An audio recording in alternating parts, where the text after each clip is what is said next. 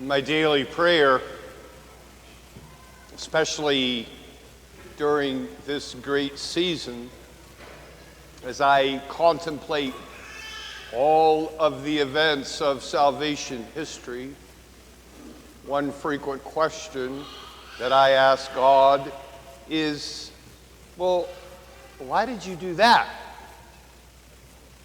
For example, in considering God's design of the Garden of Eden and of the human person, I say, well, Lord, why didn't you just leave that tree out? Why not just create a world in which sin is not possible? And then we could just live happily ever after. And in the course of years, God replied, well, if you did not live in a world in which it were possible for you to choose not to love me, then you would never know that your love for me is real. The only way that you have any confidence that your love for me is real is because you are free to choose to not do it. And so we all know the story that when sin entered the world and humanity became estranged from God, and God offered forgiveness, God offered restoration to wholeness and to union with Him, again we said no. And so my second question along those lines is, well, why not just institute the Eucharist right then and there? I mean, why did we have to spend thousands of years reaching the fulfillment, the ultimate fulfillment of your promise? Why not just give us the Eucharist from the very beginning, and we could have skipped a whole lot of drama? And I think that the answer lies in the gospel that we just heard proclaimed.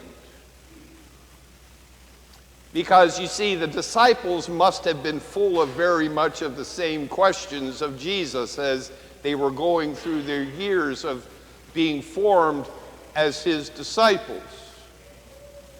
And I can imagine that one day Jesus says, okay, today, the three of you, my inner circle, Peter, James, and John, we're going to go on a hike. And I'm going to show you the whole thing. And what happened? Did they all live happily ever after? Well, no. Peter, James, and John's first reaction to the revelation of Jesus in his glorified form, and on hearing directly for the first time the voice of God, they fell down in terror and absolutely misapprehended everything that was going on.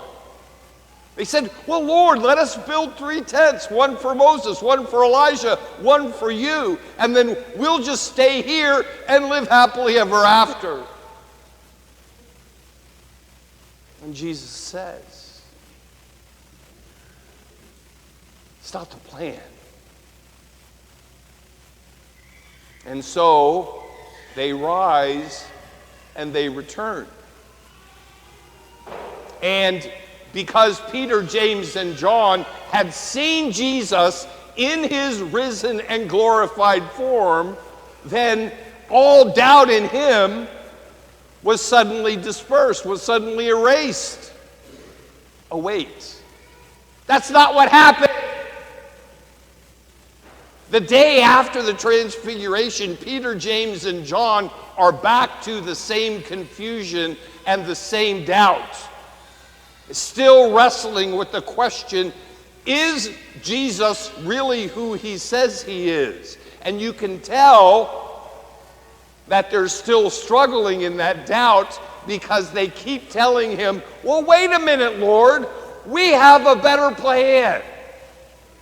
Jesus says to them, they're going to come They're going to take me. They're going to kill me. And on the third day, I will rise again. And how do Peter, James, and John reply when Jesus says that? 3 times, no less, he says that to them. And how do they reply? Oh, wait, we've seen the risen and glorified Jesus already. We don't have anything to worry about. No, that's not what they said. They said, no, Lord, we will never allow that to happen to you.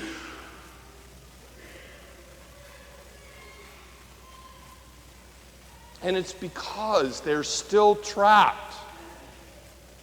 They're still trapped in that poverty of human judgment and human understanding and human desire. They keep going back to Jesus again and again and again. Lord, let's make it turn out a different way. And when confronted with the reality and the supernatural conclusion of the incarnation, Jesus is taken. Jesus is nailed to the cross. Jesus does die. And they collapse in fear. Well, I don't know. Maybe Jesus wasn't really who he says he was. Maybe his promise is now broken. Maybe his mission has failed.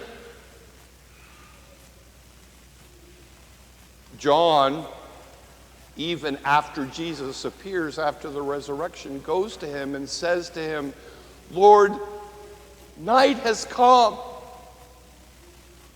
The day is over and night has come. What are we supposed to do now?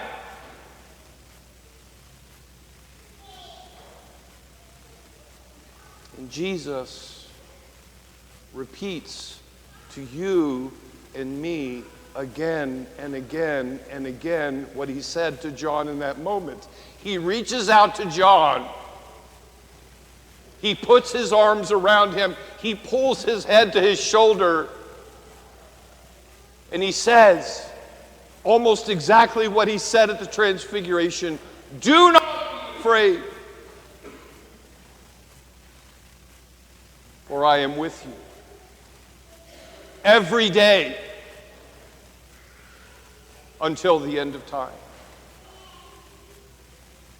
Not the thought of me or the memory of me or songs about me or even a great homily about me.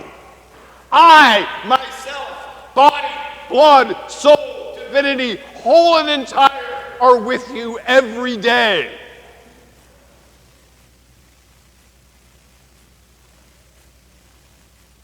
And even as I struggle now, even as I struggled right here in the sacristy before Mass this morning, still wrestling with frustration, still wrestling with disappointment, still wrestling with anger, still wondering, Lord, are you really who you say you are or not?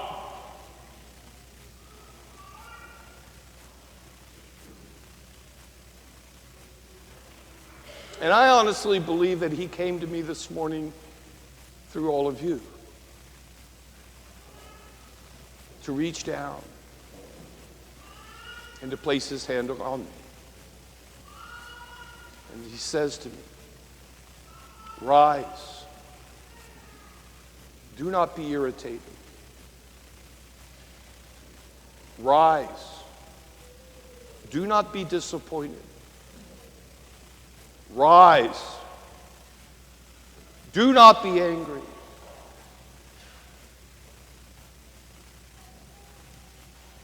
For I am with you. Right now. And withholding absolutely nothing of myself. The world often seems like a grand conspiracy to move us back to doubt. to move us back to confusion, to move us back to despair. You don't need to look any further than the headlines to realize how vast that conspiracy can be.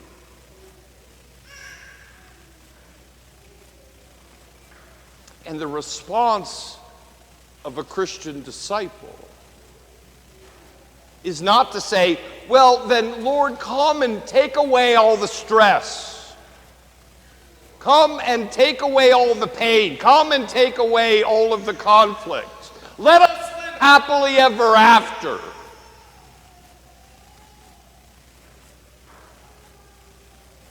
The response of a Christian disciple is to say, Lord, I don't know what the world is going to bring me today.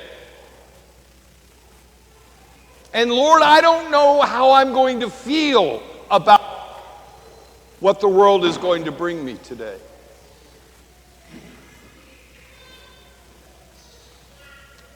Lord, all I really know is that I need your help to respond to what the world brings me today and to how I feel about what the world has brought me today in a way that brings honor and glory to you. Jesus never said, I promise you a stress-free life. I never promise you an anxiety-free life. And I have shown you again and again that adversity is a part of God's plan to make you who you could never become on your own. So whatever the world brings you today, and however you feel about what the world brings you today, return it to my hands. And I promise you that I will bring you through this adversity strength, endurance, character, wisdom, that your life simply would have lacked had it turned out any other way. So that when I appear, risen and glorified, you will know me for who I truly am. And when you know me for who I truly am, you will finally know yourself for who you truly are.